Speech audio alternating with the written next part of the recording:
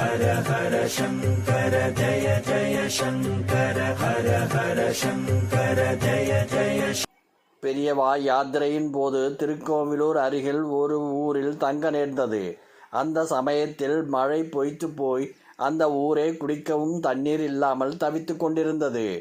ஆனாலும் செல்வந்தரின் வயக்காட்டிலும் அங்கு உள்ள கிணற்றிலும் தண்ணீர் வற்றாமல் சுரந்தபடி இருந்தது.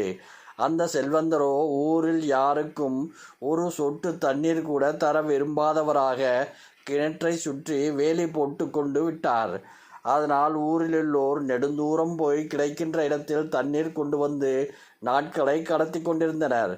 பெரியவர் வந்து தங்கவும் அவரிடம் மழை பெய்ய வேண்டும், எங்கள் குறை நீங்க வேண்டும் என்றும் வேண்டி நின்றனர். இந்த நிலையில் அந்த செல்வந்தரும் தரிசனம் செய்ய வந்தார்.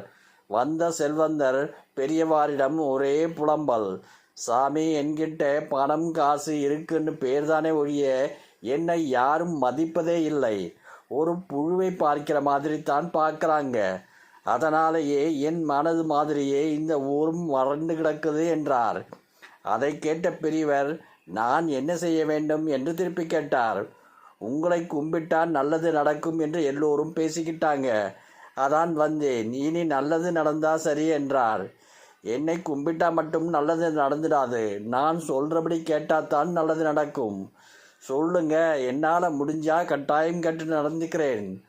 உங்களால் நிச்சயம் முடியும். உங்கள் மனசு வறண்டு கிடக்கிறதால தான் ஊரும் வறண்டு கிடக்கு என்று சொன்னீங்க தானே? ஆமாம் சாமி, அப்படித்தான் நினைக்கிறேன். அப்போ நீங்கள் சந்தோஷத்துக்கு மாறினா ஊரும் சந்தோஷமாயிடும் தானே என்று அர்த்தம். ஆனால் என்னால் ஆக முடியலையே. என் பேச்சை எல்லோரும் கேட்டால் தானே சந்தோஷப்பட முடியும். நீங்கள் முதல்ல உங்கள் கிணத்தை சுற்றி போட்டுள்ள வேலியை எடுத்துருங்க. எல்லோரையும் தண்ணி எடுத்துக்க அனுமதிங்க. அப்புறம் பாருங்க என்றார் பெரியவா. நீங்கள் முதல்ல உங்கள் கிணத்தை சுற்றி போட்டுள்ள வேலியை எடுத்துடுங்க. எல்லோரையும் தண்ணி எடுத்துக்க அனுமதிங்க. அப்புறம் பாருங்க பெரியவா. சாமி, நான் எனக்கு சொந்தமான கிணத்தைத்தானே பாதுகாப்பாக மூடி வச்சிருக்கேன். இது எப்படி சப்பாகும்? எதுவும் நமக்கு உண்மையில் சொந்தமில்லை. உங்கள் உடம்பை எடுத்துக்கங்க. உயிர் பிரியிற போகிற வரை இது உங்கள் கூடத்தானே இருக்க போகுது. அதனால் அது இறப்புக்கு பிறகு கூட வந்துட முடியுமா? பெரியவா, இப்படி தத்துவம் பேசினா எப்படி சாமி? இருக்கிற தண்ணியை நான் தானம் பண்ணிட்டு என் நிலத்துக்கு என்ன செய்வேன்? கல்வியும் தண்ணியும் கொடுக்க கொடுக்கத்தான் பெருகும். நீங்கள் ஊர் நல்லா இருக்கணும்னு முதல்ல நினைங்க. பிறகு பாருங்க பெரியவா. அப்படி செஞ்சால் மழை நல்லா பெஞ்சு பிரச்சனை தெரிந்துடுமா? நிச்சயமாக. ஊருக்கு ஒருத்தர் சுயநலம் இல்லாமல் இருந்தால் போதும். அந்த ஊரில் நல்ல மழை பெய்யும்னு திருவள்ளுவரே சொல்லியிருக்கார். சாமி, உங்கள் பேச்சை நம்பலாமா? தாராளமாக நம்புங்க. மனசார எல்லோருக்கும் தண்ணி கொடுங்க. நானும் உங்களுக்காக அந்த ஈஸ்வரன்கிட்டே வேண்டிக்கிறேன். சரிங்க சாமி, இப்போவே போய் வேலையெல்லாம் எடுத்துட்டு யார் வேணால் வந்து எவ்வளவு வேணால் தண்ணி எடுத்துக்கோங்கன்னு தண்டோரா போட்டுடுறேன் என்று கூறிவிட்டு சென்ற செல்வந்தர் அப்படியே நடந்து கொண்டார்.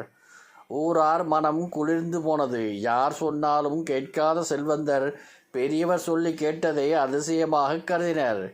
இத்தனைக்கும் ஊரார் பெரியவரிடம் அந்த செல்வந்தர் பற்றி, நீருள்ள கிணறு பற்றியோ ஒரு வார்த்தை கூட கூறவில்லை. இவ்வளவையும் பெரியவர்தான் ஞான திருஷ்டியாலே தெரிந்து கொண்டு செயல்பட்டார். அதன் பிறகு 2 நாளில் அந்த ஊரில் நல்ல மழை பெய்தது. அந்த செல்வந்தருக்கும் பெரிய நம்பிக்கை கொடுத்தது. ஹர ஹர சங்கர ஜய ஜய சங்கர ஹர ஹர சங்கர ஜய ஜய